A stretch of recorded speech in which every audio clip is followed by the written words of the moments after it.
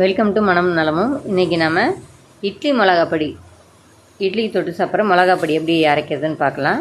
நான் இட்லி மிளகாப்பொடி அரைக்கிறதுக்கு 400 கிராம் கடலை பருப்பு எடுத்திருக்கேன், 400 கிராம் உளுத்தம் பருப்பு எடுத்திருக்கேன், அதுக்கப்புறம் ஒரு 100 கிராம் மிளகாய். நான் வந்து மீடியம் காரம் உள்ள மிளகாய் எடுத்திருக்கேன். நீங்கள் வந்து காரமாக இருந்தால் கொஞ்சம் குறைச்சி எடுத்துக்கோங்க. கருவேப்பிலையை நான் வந்து நிழல்லே உலர்த்தி அதை வந்து காய வச்சுருக்கேன். அந்த கருவேப்பிலையை நான் சேர்த்துக்கிறேன். இந்த மிளகாய் உளுத்தம்பருப்பெல்லாம் வறுக்கிறதுக்கு நான் வந்து கடாயை வச்சு அதில் கொஞ்சம் எண்ணெய் ஊற்றிக்கிட்டு அதில் மிளகாயை முதல்ல கருவேப்பிலையை வறுத்து எடுத்துக்கலாம்.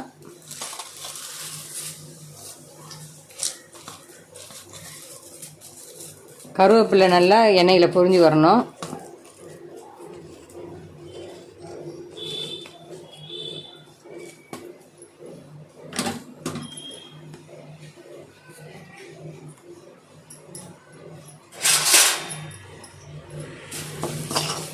இட்லி மிளகாப்பொடி வந்து சில பசங்க ரொம்ப விரும்பி சாப்பிடுவாங்க.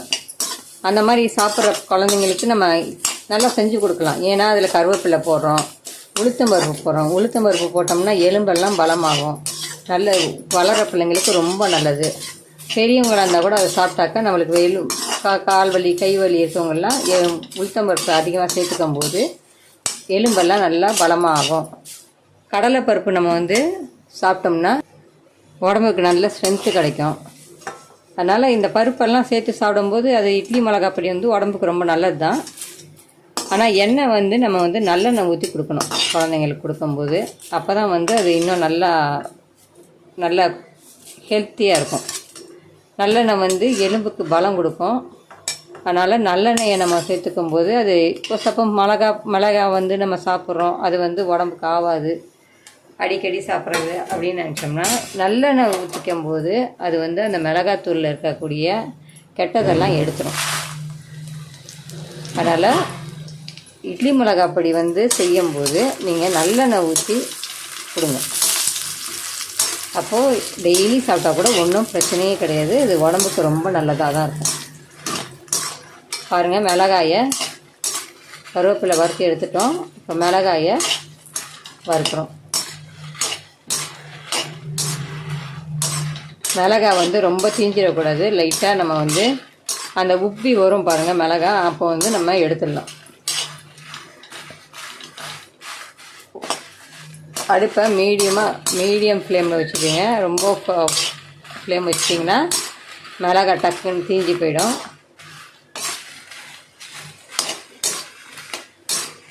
மிளகாய் தீஞ்சிச்சுன்னா இட்லி மிளகாப்பொடியும் கருப்பாக தான் இருக்கும். மிளகாய் நல்லா கொஞ்சம் அப்படியே செவக்க இருந்தால் தான் இட்லி மிளகாப்பொடியும் பார்க்கறதுக்கு கலர்ஃபுல்லாக இருக்கும், சாப்பிட்றதுக்கும் டேஸ்ட்டும் நல்லாயிருக்கும். பாருங்கள், மிளகாய் வந்து உப்பி வருது. இன்னும் ஒரு 2 நிமிஷம் கழித்து வதக்கி நம்ம எடுத்துடலாம். எண்ணெய் நம்ம எதுக்கு ஊற்றுறோன்னா அது வரன்னு இல்லாமல் நல்லா வந்து வருந்து வரணுங்கிறதுக்கு தான் எண்ணெய் ஊற்றுறோம். ரொம்ப எண்ணெய் ஊற்றக்கூடாது, ஓரளவு லிமிட்டாக தான் எண்ணெய் ஊற்றணும்.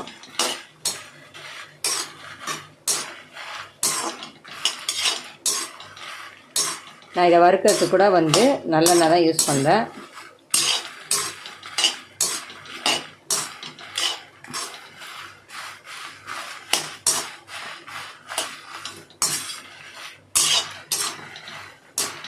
பாருங்க எப்படி வறந்து வந்துருக்குங்க.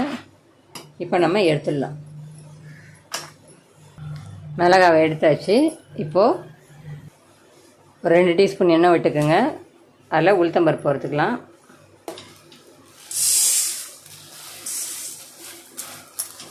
உளுத்தம்பருப்பு வந்து பொன்னிறமாக வரணும். உளுத்தம்பருப்பு நல்லா பொன்னிறமாக வரணும். அப்போ தான் சாப்பிட்றதுக்கு நல்லாயிருக்கும்.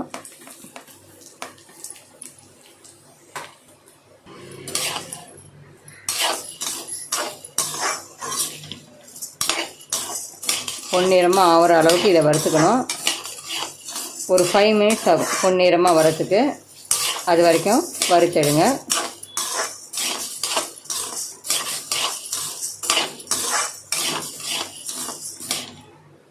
உளுத்தம்பருப்பு அப்படியே வச்சுட்டு அடுப்பில் வச்சுட்டு போயிடக்கூடாது. 5 நிமிஷம் வறுக்கட்டோன்னு அது கலந்து விட்டுக்கிட்டே இருந்தால் தான் கீழே மேலே நல்லா வறுப்படும். இல்லைன்னா கீழே வந்து தீஞ்சு போயிடும், அடியில் இருக்க பருப்பு வந்து தீஞ்சு போயிடும். அதனால் கிளறி விட்டுக்கிட்டே இருக்கணும். பாருங்கள், உளுத்தம்பருப்பு நல்லா வறுந்து வந்துடுச்சு. இந்த மாதிரி இருக்கணும் செவக்க. ரொம்ப கரிச்சிடவும் கூடாது, ரொம்ப வெள்ளையாகவும் இருக்கக்கூடாது. இந்த மாதிரி பொன்னிறமாக இருக்கணும். இப்போ நம்ம இதை எடுத்து தட்டுக்கு மாற்றிக்கலாம். கடலை பருப்பு வறுக்கிறதுக்கு ஒரு 2 டீஸ்பூன் எண்ணெய் விட்டுக்குங்க.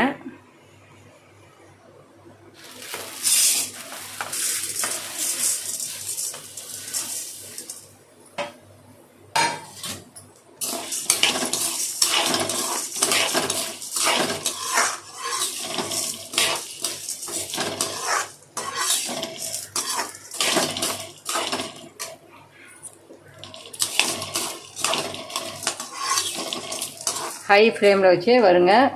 கடகடன் வருந்துடும். கடலைப்பருப்பு சீக்கிரமாக வருந்துடும். நம்ம கைவிடாமல் கொஞ்சம் கிளறி எடுத்துடணும்.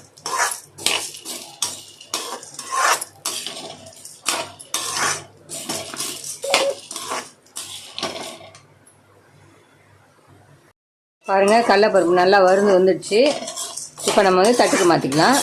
நான் 5 நிமிஷம் கைவிடாமல் வறுத்துருக்கேன். இதே மாதிரி வறுத்து எடுத்துக்கணும்.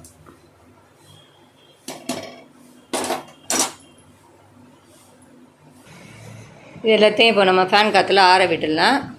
நம்ம தட்டில் கொட்டி ஆற வச்சுருங்க. நல்லா ஒரு 10 நிமிஷம் ஆறட்டும். அதுக்கப்புறம் நம்ம அரைக்கலாம்.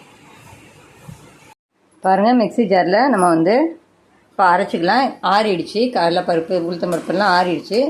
கடலைப்பருப்பில் நான் பாதியாக அரைக்க போகிறேன். மிக்ஸி ஜாரில் தான் அரைக்க போகிறேன். பாதி கடலைப்பருப்பு எடுத்துக்கிறேன், அதே மாதிரி பாதி உளுத்தம்பருப்பு எடுத்துக்கிறேன். ஏன்னா அப்போ தான் ஈவனாக எல்லாமே மிக்ஸ் ஆகி கிடைக்கும். பாதி உளுத்தம்பருப்பு பாதி கடலைப்பருப்பு எடுத்துக்கிட்டேன். அதே மாதிரி கருவேப்பிலையிலையும் பாதி எடுத்து போட்டுக்குங்க. மிளகாவிலையும் பாதி எடுத்து போட்டுக்குங்க.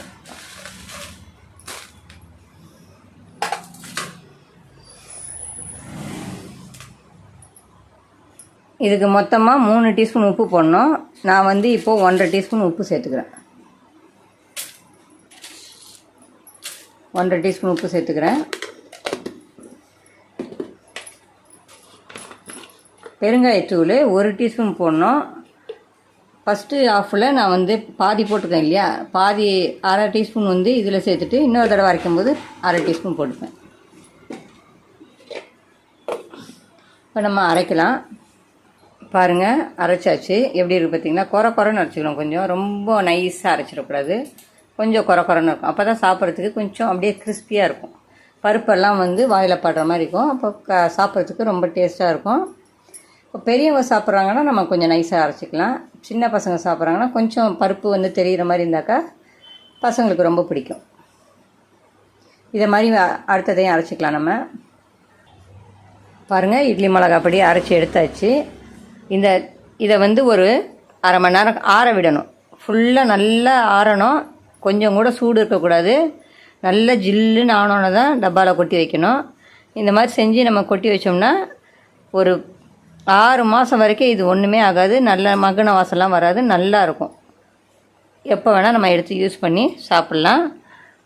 இதை நல்லா கலந்து விட்டுக்கோங்க. நம்ம ஏற்கனவே வந்து பாதியாக போடும்போது பாதியான உப்பு பெருங்காயத்தூள் எல்லாத்தையும் போட்டு அரைச்சிருக்கோம். இருந்தாலும் ஒரு கலரி விட்டுக்குங்க. அந்த கட்டி முட்டிலாம் இல்லாமல் உடச்சி விட்டுக்குங்க. இது வந்து ரொம்ப ஹெல்த்தியானது. நம்மளுக்கு பெருங்காயத்தூள் போடுறோம், உளுத்தம்பருப்பு போடுறோம், கடலைப்பருப்பு போடுறோம். இதை வந்து பசங்க சாப்பிடும்போது அவங்களுக்கு ரொம்ப உடம்புக்கும் நல்லது தான். அதனால் நம்ம வந்து தாராளமாக இதை வந்து செஞ்சு கொடுக்கலாம். குழந்தைங்க டெய்லி சாப்பிட்டா கூட நம்ம கொடுக்கலாம். ஒன்றும் பிரச்சனை கிடையாது. அவங்களுக்கு நல்ல எலும்பெல்லாம் பலமாகறதுக்கான உளுத்தம்பருப்பு கடலைப்பருப்பு எல்லாமே நல்ல இது தான் இருக்குது. பெருங்காயத்தூள் வந்து 1 டீஸ்பூன் போட்டுக்கணும். உப்பு வந்து 3 டீஸ்பூன். இது வந்து கிட்டத்தட்ட 1 கிலோ மிளகாத்தூள் இருக்குது. இட்லி மிளகாப்பொடி இருக்குது. 900 கிராம். நான் 800 கிராம் வந்து பருப்பு போட்டிருக்கோம். 100 கிராம் வந்து மிளகாய் போட்டிருக்கோம். மொத்தம் 900 கிராம் வந்துடுது. 1 கிலோ கிட்ட வந்துடுது. இதுக்கு நம்ம 1 டீஸ்பூன் பெருங்காயத்தூளும் 3 டீஸ்பூன் உப்பும் போட்டிருக்கோம். இதை நீங்கள் செஞ்சு சாப்பிட்டுட்டு நல்லா இருந்ததுன்னா எனக்கு சொல்லுங்கள். இந்த வீடியோவை உங்களுக்கு பிடிச்சிருந்தா லைக் பண்ணுங்கள். நீங்கள் லைக் பண்ண தான் வீடியோ வந்து ஷேர் ஆகும். எனக்கும் இன்ட்ரெஸ்டாக இருக்கும் செய்கிறதுக்கு. லைக் பண்ணிவிட்டு ஷேர் பண்ணிவிட்டு பாருங்கள். நெக்ஸ்ட் வீடியோவில் நம்ம பார்க்கலாம். தேங்க்யூ.